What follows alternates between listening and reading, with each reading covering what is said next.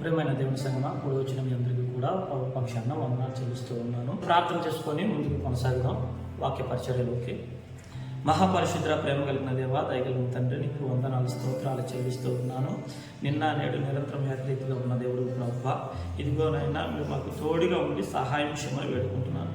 నాయన నీ వాక్యాన్ని విత్తుతూ ఉండగా ప్రభువా, నీ ఆత్మచేత మమ్మల్ని నడిపించమని అయ్యా, మానవ శరీరాన్ని నాయన మరుగుపరిచి దైవ స్వరమే మా ద్వారా మాట్లాడుటకు నాయన కృప చూపించమని వేడుకుంటూ మహిమ ఘనత ప్రభావములు మీరు ఒకరు పొందుకోమని మా ప్రియుడును రక్షకుడైన యేసుక్రీస్తు వారి నామం పేరట అడిగి వేడుకొనిచున్నాము మా పరమ తండ్రి, ఆమేన్. ప్రియమైన దేవుని సంగమా, గమనించండి, స్నేహితుల రోజు శుభాకాంక్షలు తెలియపరుస్తూ ఉన్నాను. ఎలాంటి వారితో స్నేహం చేస్తే మన స్నేహానికి విలువ ఉంటుంది, ఎలాంటి వారితో స్నేహం అనే బంధములోని మనం ముందుకు కొనసాగితే మన బంధానికి విలువ ఉంటుంది.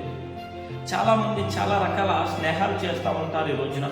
అవి ఎలాంటి స్నేహాలు అంటే మోసపూరితమైన స్నేహాలు. డబ్బులు ఉన్నప్పుడు చాలామంది స్నేహాలు చేస్తూ ఉంటారు, కోసంగా ఉన్నప్పుడు చాలామంది స్నేహాలు చేస్తూ ఉంటారు, ఎంజాయ్ చేస్తున్నప్పుడు చాలామంది స్నేహాలు చేస్తూ ఉంటారు.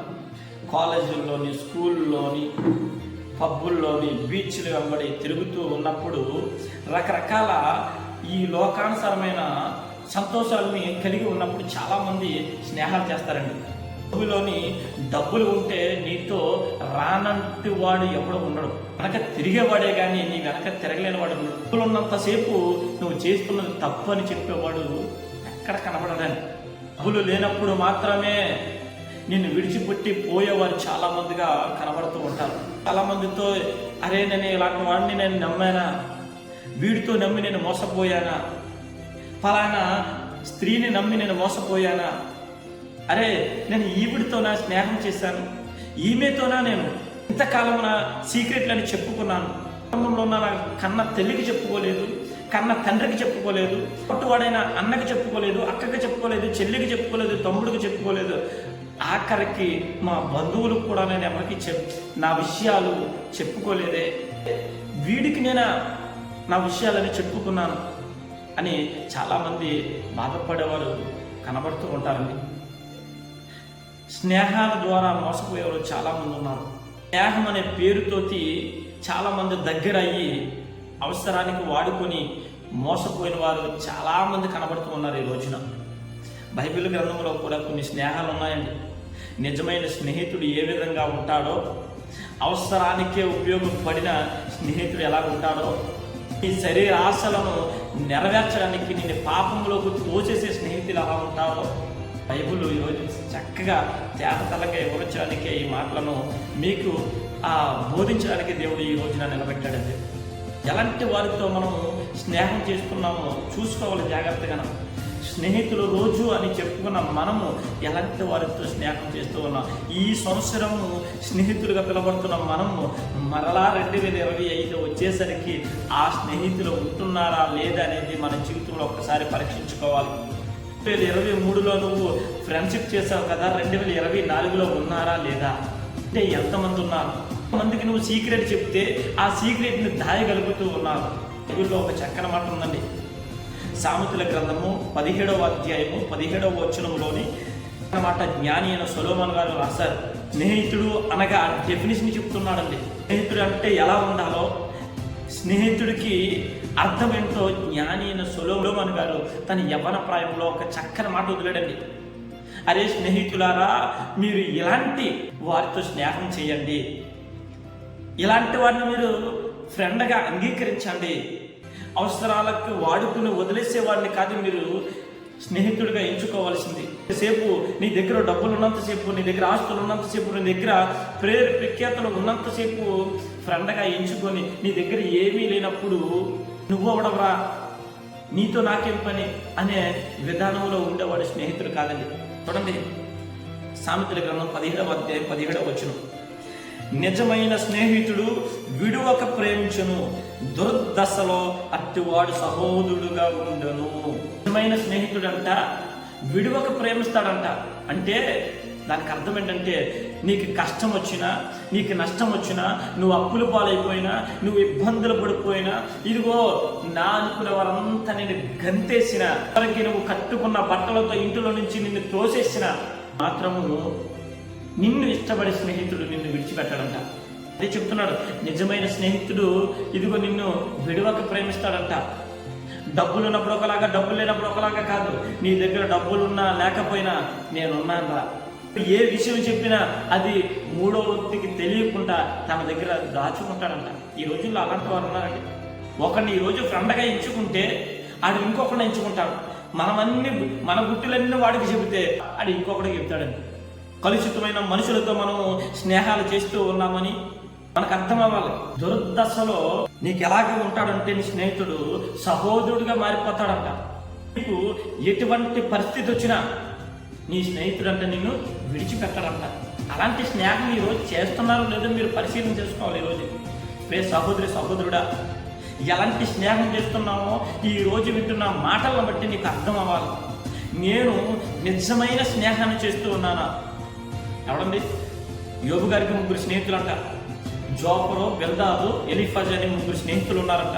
ఈ 3 స్నేహితులు అంట, నేను నీ కోసం ప్రాణాలైనా ఇవ్వడానికి వెనకాలరా యోబు అన్నారంట.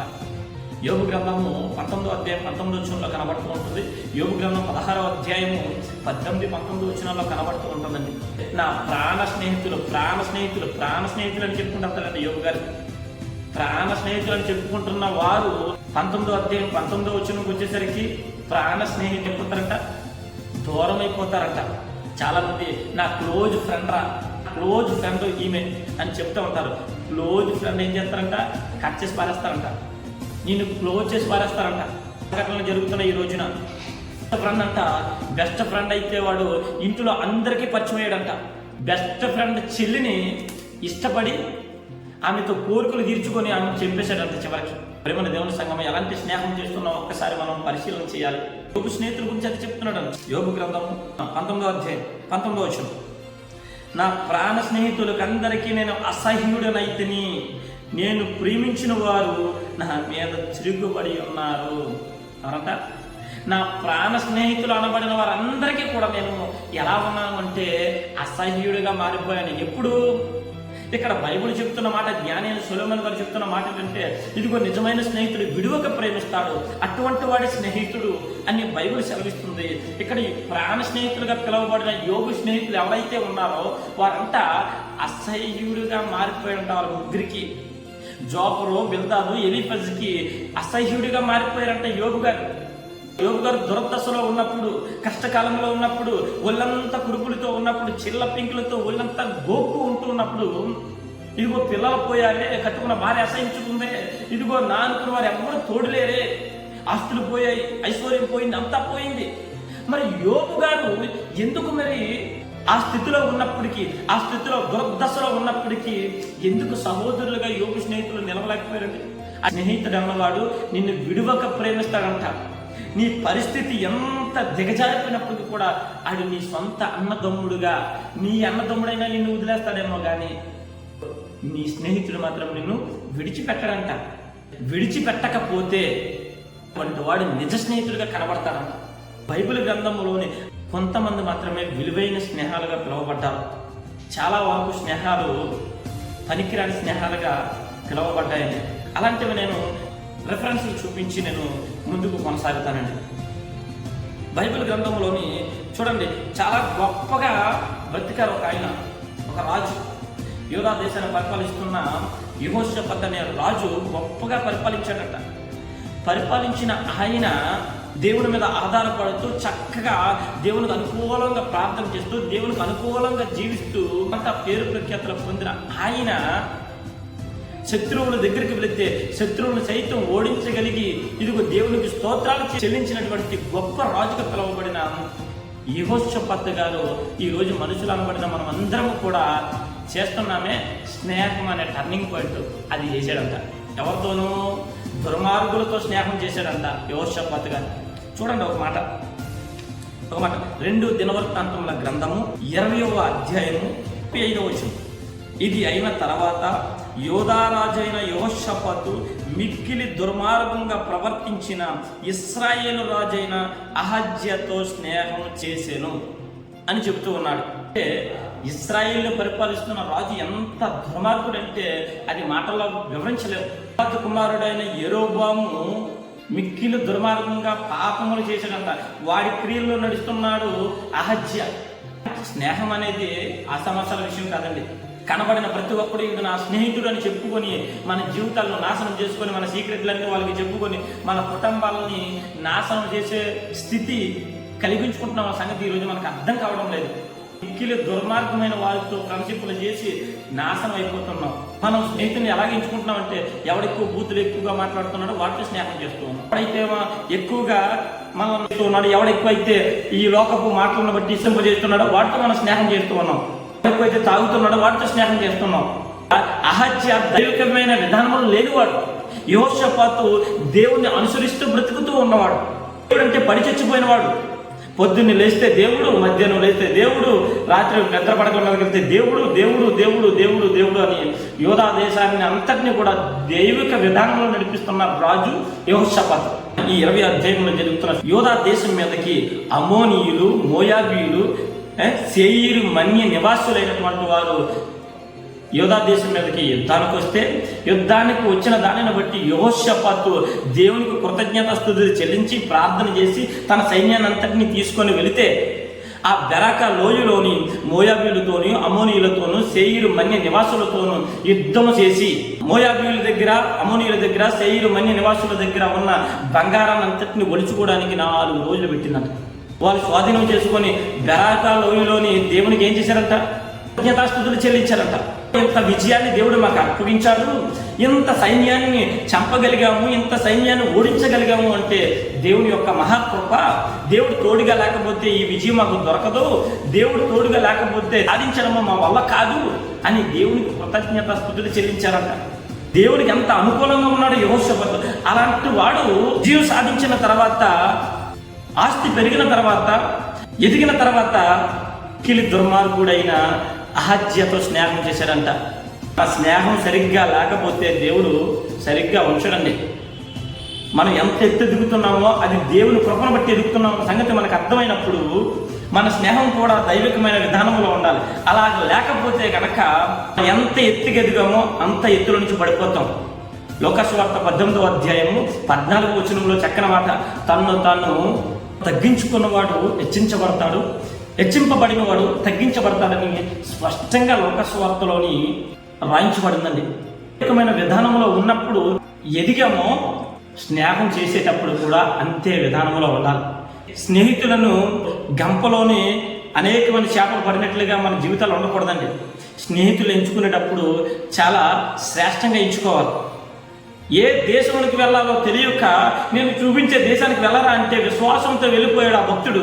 వెళ్ళిపోతే దేవుడు తీసుకొని వెళ్తున్న సందర్భంలోనే, ఇదిగో నీకు నేను ఇసుకరైన వాళ్ళంతా విస్తారమైన సంతానాన్ని నేను ఇచ్చేస్తాను రా నాయనా, నిన్ను నేను ఆశీర్వదించేస్తాను, నిన్ను శపించేవాడు శపించబడతాడు, నువ్వు ఆశీర్వదించబడిన వాడు ఆశీర్వదించబడతాడు అని చెప్పినప్పుడు ఆ మాటలు విన్న అబ్రహాము గారు బంధువుల దగ్గర నుంచి, ఇంటి నుంచి, స్వదేశం నుంచి దేవుడు చూపించే ఏ దేశానికి వెళ్ళాలో తెలియకుండా కూడా బయటికి వెళ్ళిపోయాడండి.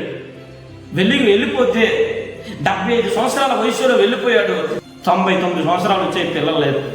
కానీ అటువంటి పరిస్థితుల్లో దేవుడు ఇస్సాకు అనబడిన కుమారుడిని గర్భంలో పెట్టి అబ్రహాముకు 100వ సంవత్సరంలోని ఇస్సాకును కుమారుడిగా అనుగ్రహించాడు దేవుడు. దేవుడు అబ్రహాము గారికి చిన్న టెస్ట్ పెట్టాడంట. దేవుడు భూమి మీద నరులను పరిశీలన చేసి స్నేహితులను ఎలా ఎంచుకుంటున్నాడో, అబ్రహామా నీకు ఒక్కడై ఉన్నా, నువ్వు ప్రేమిస్తున్నా నీ కొడుకైన ఇస్సాకును నాకు బలిగా అర్పిస్తావా అని అబ్రహాం అన్నాడంట. సరే ప్రభువా, నువ్విచ్చిన కొడుకు నీకు ఇవ్వడానికి నేను మొహమాట పడతానా, చెప్పు ఎక్కడికి తీసుకుని వెళ్ళాలో, ఎక్కడ బలి ఇవ్వాలో అని అన్నప్పుడు హోరేబు కొండ మీదకి తీసుకొని వెళ్ళి ఒక బలిపీఠం కట్టి ఆ బలిపీఠం మీద నీ కుమారుని పరుండు బట్టి అక్కడ నాకు బలి ఇవ్వయ్యా అని అల్లారు ముద్దుగా పెంచుకున్న ఇస్సాకును తల్లికి కూడా చెప్పకుండా ఇస్సాకును తీసుకొని వెళ్ళాడంట. కొడుకు అడుగుతున్నాడంట, నాన్న ఇదిగో మనం దేవునికి బలి ఇవ్వడానికి వెళ్తున్నాం కదా, పొట్టేలేదు నాన్న, గొర్రెది నాన్న, మేకేది నాన్న అని అడిగితే దేవుడు చూసుకుంటాడు, యెహోవా ఈరే పదరా నాయనా అన్నాడట. అయితే వెళ్ళాడంట. వెళ్ళిన తర్వాత హోరేబు కొండ మీదకి వెళ్ళి బలిపీఠం కట్టి కట్టెలు చక్కగా పేర్చి ఇస్సాకును కాళ్ళు చేతులు కట్టి బలిపీఠం మీద పెట్టాడంట. అన్నా ఏమనుకోవద్దురా, నువ్వు ఇందాక అడిగావు కదా, కట్టెలు ఉన్నాయి, బలిపీఠం ఉంది, పొట్టేలేదని అడిగావు కదా, ఆ పొట్టేలు నువ్వేరా, దేవుడు నేను అడిగారా నాయన అంటే ఇస్సాకు విధేయుడయ్యి ఆ కట్టెల మీద పరుండబడ్డాడంట. అబ్రహాము చంపడానికి ప్రయత్నం చేసినప్పుడు యెహోవా దూత అబ్రహాముకి సెలవిస్తుందంట, అబ్రహామా మీద చాలా మంది మనుషులను చూశాను కానీ నీలాంటి విశ్వాసపరుడిని నేను చూడలేదు. ఆ చిన్నవాడిని ఏం చెయ్యకు, నువ్వు విశ్వాసపరుడువు, నా కోసము నువ్వు ఏది చేయడానికైనా వెనకాడవు, వాడిని మాత్రం ఏం చేయకయ్యా అని చెబితే ఇస్సాకును బయటికి తీసుకొని వచ్చాడు. పొదల్లో ఉన్న పొట్టేలు తీసుకొని బలి అర్పించాడండి. నీ జీవితాన్ని టెస్ట్ చేసినప్పుడు దేవుడికి నువ్వు అనుకూలంగా ఉంటావనుకుంటాడు దేవుడు. కానీ దేవుడిచ్చిన పిల్లలను చూసుకొని, దేవుడిచ్చిన ఆస్తులను చూసుకొని, దేవుడిచ్చిన పలుకుబడిని చూసుకొని, దేవుడిచ్చిన పేరును చూసుకొని మనం ఏం చేస్తామంటే దేవుడికి దూరం అయిపోతాం. అన్నీ వచ్చినప్పుడు, అన్నీ రాలేనప్పుడు దేవుడికి అనుకూలంగా ఉంటాం, అన్నీ వచ్చిన తర్వాత దేవుడికి దూరం అయిపోతాం. అబ్రహాము గారు ఉన్నప్పుడు ఒకేలా ఉన్నారు, లేనప్పుడు ఒకేలా ఉన్నారు. మరి మనం ఎలా ఉంటున్నాం ఈరోజు? నేటి సేవకులు కానీ విశ్వాసులు కానీ ఇస్తే ఒకలాగా, ఇవ్వకపోతే ఒకలాగా. ఇస్తే దేవుడు ఇచ్చాడని చెప్తున్నారు, ఇవ్వకపోతే దేవుడు ఇవ్వలేదని చెప్తున్నారు. దేవుడు అబ్రహాములాగా నిన్ను టెస్టింగ్ చేసినప్పుడు ఆ విశ్వాసంలోని, ఆ ఓర్పులోని, ఆ యొక్క పరీక్షలోని నెగ్గేవాడుగా ఉండాలి. పౌలు అంటాడు ఒక మాట, చక్కని మాట, నేను వెనక్కున్న వాటిని నేను చూడడం లేదు, ముందున్న వాటిని నేను చూసి నా ఎదుట ఉంచబడిన పందెంలోని ఇదిగో ఓపికతో బరుగుతున్నానని చెప్తాడు ఆయన. యాకోబు రాసిన పత్రిక 2వ అధ్యాయం 23వ వచనం.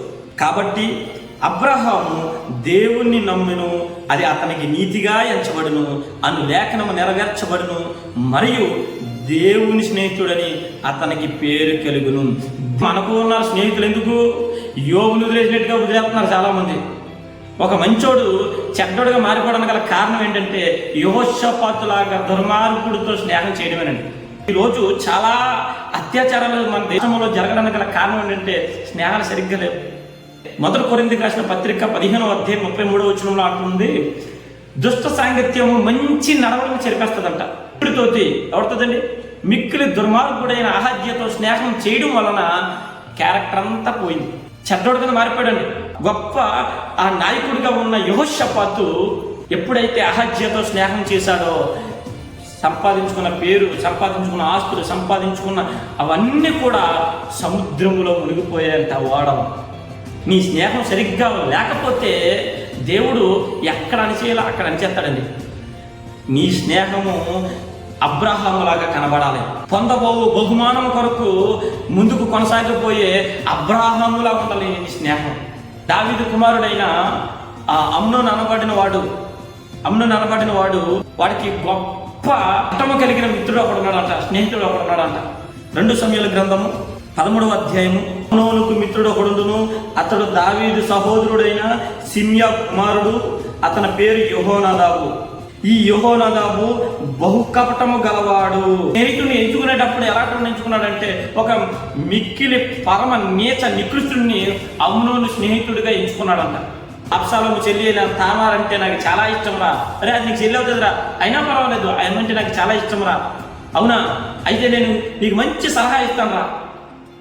నువ్వు కొన్ని రోజులు మంచం మీద ఏమీ తినకుండా మంచం మీద పడుకొని ఉండిపో. నీ తండ్రి నీ దగ్గరకు వచ్చిన తర్వాత ఏమిరా నానాటికి చిక్కుపోతున్నావు, ఆయన ఏం కావాలరా నీకు అని అడిగినప్పుడు నా చెల్లె నా తామారు చేతి వంట తినాలని చెప్పు అని సలహా ఇచ్చాడంట. అందుకేనండి ఇలాంటి పనికిరాని సలహాలు ఇచ్చాడు కాబట్టి బహు కపటము గలవాడని బైబిల్లో లెక్కించబడింది. ఈరోజు ఇలాంటి పనికిరాని సలహాలు ఇచ్చిన ప్రతి ఒక్క స్త్రీ కానీ పురుషుడు కానీ పరమ నీచ నికృష్టుడుగా ఉంటున్నాడనే సంగతి మర్చిపోవద్దు.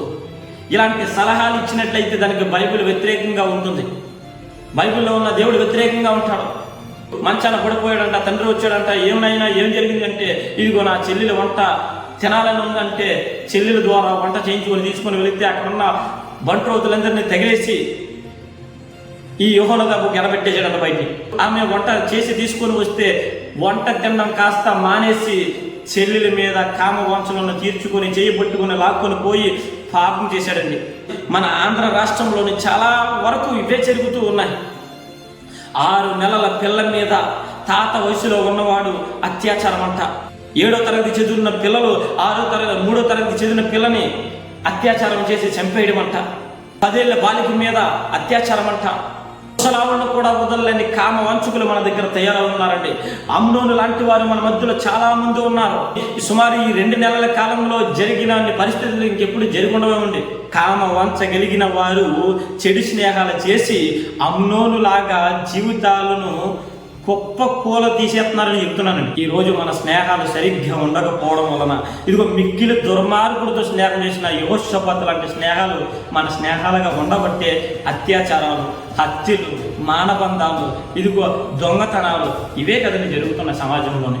మనకు అనుకూలంగా మాట్లాడితే మనం చెప్పిన ప్రతీది కూడా రైట్ అంటే మనకు సంతోషం. వీడిని మించిన స్నేహితుడు లేదనుకుంటాం. మనం మాట్లాడింది రాంగు అని ప్రశ్నిస్తే కనుక ఇలాంటి స్నేహం చేయకూడదురా, వీడు నా అన్నీ కూడా నేను ఏది చెప్పినా వీడు రాంగ్గా అంటాడరా. ప్రాణాలను కాపాడడానికి ఇదిగో ఈ భూమి మీదకి మనుష్య రీతిగా వచ్చి తను తగ్గించుకొని ఇదిగో రిక్తునిగా చేసుకొని ఇదిగో దైవ స్వరూపాన్ని విడిచిపెట్టి మానవ స్వరూపాన్ని ధరించి భూమి మీదకు వచ్చి 33.5 సంవత్సరాల మనుషుల మధ్యలో మానవుడిగా బ్రతికి నీ కొరకు నా కొరకు నీతో స్నేహం చేయాలని పాపపు ఊబిలో ఉన్న నీ జీవితాన్ని నా జీవితాన్ని ఇదిగో బాగు చేయడానికి స్నేహితుడిగా ఈ భూమి మీదకు వచ్చి రక్తం కార్చి ప్రాణం పెట్టి ఇదిగో తిరిగి లేచాడండి ప్రభువైన యేసుక్రీస్తు వారు. ఇంత గొప్ప స్నేహితుడు ఈ భూమి మీద ఎవరికి దొరుకుతాడండి? ఆయుధాన్ని పట్టుకోలేదు, ఎవరిని చంపలేదు, కొట్టలేదు. మన కొరకు ప్రాణం పెట్టే స్నేహితుడు ఎక్కడ దొరుకుతాడండి? గొప్ప స్నేహితుడు నా యేసయ్య. అలాంటి యేసుతో నేను స్నేహం చేశాను కనుకనే నా జీవితము ఇదిగో ఈరోజు 10 మందికి ఈ మాటలు చెప్పగలుగుతూ ఉన్నాను.